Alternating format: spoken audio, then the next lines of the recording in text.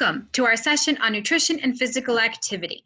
My name is Carrie Lakakis, a registered dietitian at RWJ Barnabas Health. Today's session is all about macronutrients. Macronutrients, what are they? Macronutrients are carbohydrates, protein, and fat. These nutrients are a source of calories, and they are needed in larger quantities. Let's dive a bit deeper. So first, we've got our macronutrient, protein. Now, this nutrient provides 4 calories per gram. So it's important that we remember that protein does provide our body with a source of calories. Now, how much protein does a person need? We need about 5 to 7 ounces per day. Many Americans get too much protein. While it is an essential nutrient, we need it to build muscle, for tissue repair, injury recovery, essential needs for protein. Many of us do get too much. So we want to be making sure that we do get the adequate amount of protein, but not overboard. Now, because they provide calories, eating too much protein, it could result in weight gain. Your body is going to have to do something with that stored energy. It's going to store it as fat. Now, what are our protein needs? Now, for athletes, those that are exercising most days of the week on a consistent basis can be considered an athlete.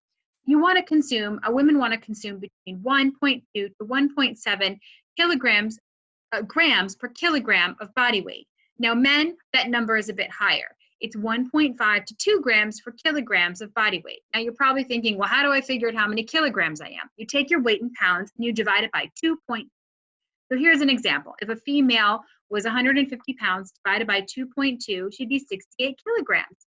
Now, that would be about 102 kilograms of protein per day. If you are not exercising that much, that amount of protein is going to go down. It'd be more like 1 gram of protein per kilogram of body weight. So even just 70 grams of protein could be sufficient for somebody who's not exercising. So again, these are just guidelines to give you an estimate about how much protein you need. If you want to know the exact amount, your best bet is to talk to a registered dietitian about your specific goals and your activity level. Here are some examples of 7 grams of protein.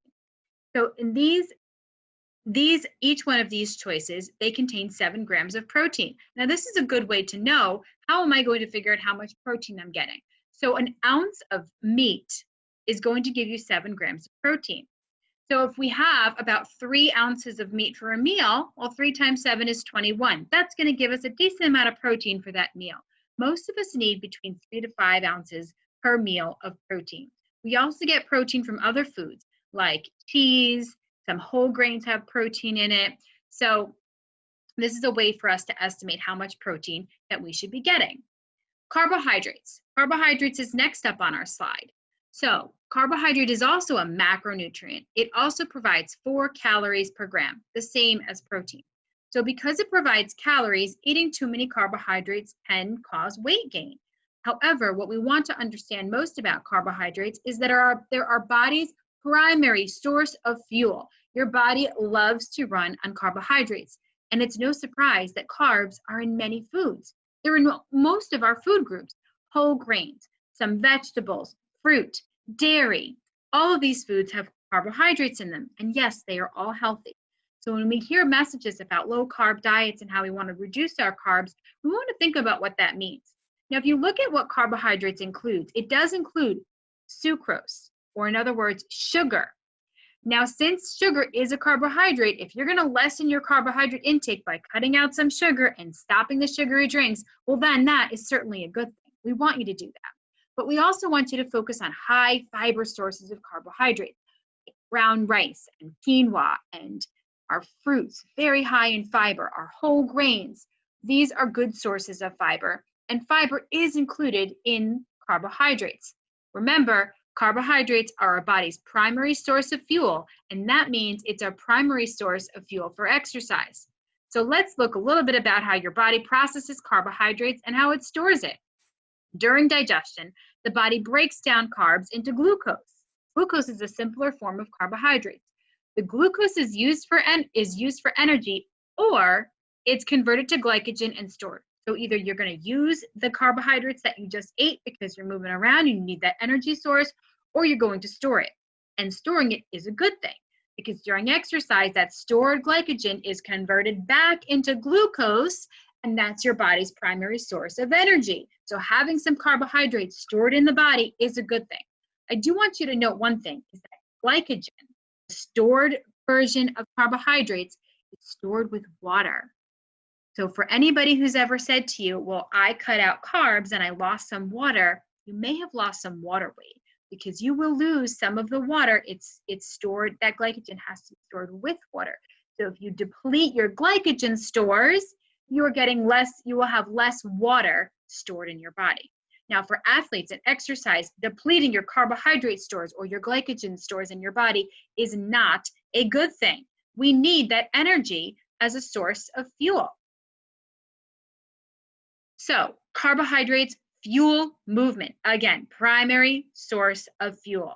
Our bodies would rather run on carbohydrates than protein and fat. Protein has other needs. We've talked about protein as muscle growth. So protein is literally for the cells to build in your body, and that's your hair cells, skin cells, muscle cells, everything. That's the building blocks of your body. Carbohydrate is our energy source. So the ability to sustain prolonged, vigorous exercise is directly related to the levels of muscle glycogen. That is that stored carbohydrates. For events lasting less than 1.5 hours, less than an hour and a half, the glycogen stored in muscles are typically enough to supply the needed energy, which means we don't always need to overdo it on carbohydrates. We just have to make sure we're including healthy sources of carbs with most of our meals, especially the night before if you're going to be exercising the next morning. It's the day prior to your workout that's really important. Make sure you're eating carbs, breakfast, lunch, and dinner. So the next day, you have that stored carbohydrates and you've got the energy your body needs to do that movement. Let's jump into fat. Fat is our last macronutrient. It does provide calories.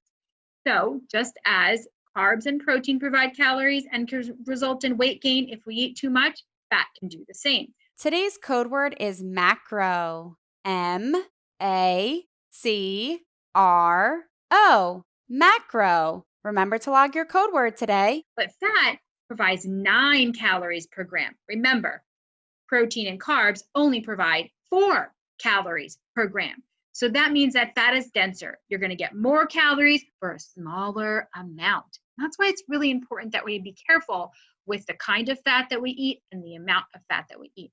2 different types of fat I want to talk about: unsaturated fats and saturated fats. So the unsaturated fats is the good stuff. That's fats that are typically liquid at room temperature.